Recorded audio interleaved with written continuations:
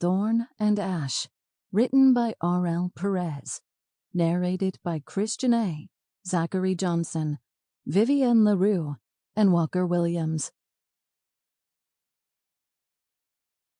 Prologue. Prue. The shackles clanged along the cavern wall, grating against Prue's ears. Her wrist ached, now raw and blistered from her useless attempts to free herself. She wasn't sure how long she'd been chained up in this dank cave, but it felt like days. The darkness pressed in on her, making her wonder if she was actually alive or if she was rotting away in hell itself. Had she died, and this was her eternal punishment? She couldn't make out any of her surroundings, but the cold, moistened stone beneath her and the rock wall at her back, to which her chains were attached. Occasionally, a horned or scaled demon brought her a plate of stale bread.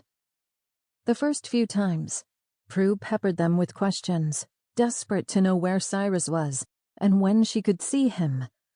But every time, the demons were stoic and silent, refusing to respond to her.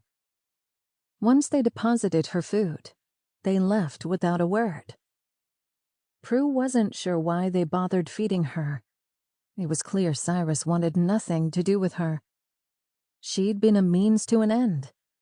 He'd only needed her to provide passage to the Underworld.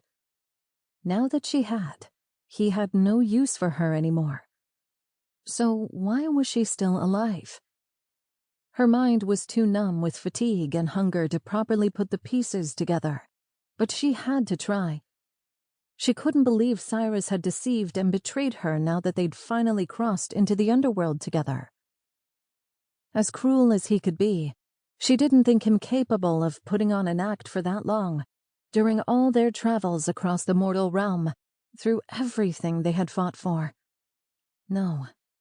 Something had changed during the attack with Gaia and Vasileos.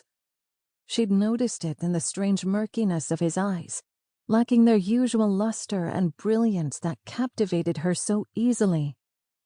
This was not her Cyrus. This was something else. Footsteps echoed nearby, and Prue stiffened, sitting up straighter, the chain scraping against the rocky wall. She expected another demon servant bringing her sustenance, but to her surprise, it was Cyrus himself.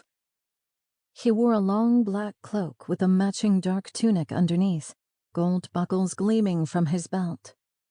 A dagger was sheathed at his waist, and atop his head was a Sample complete. Ready to continue?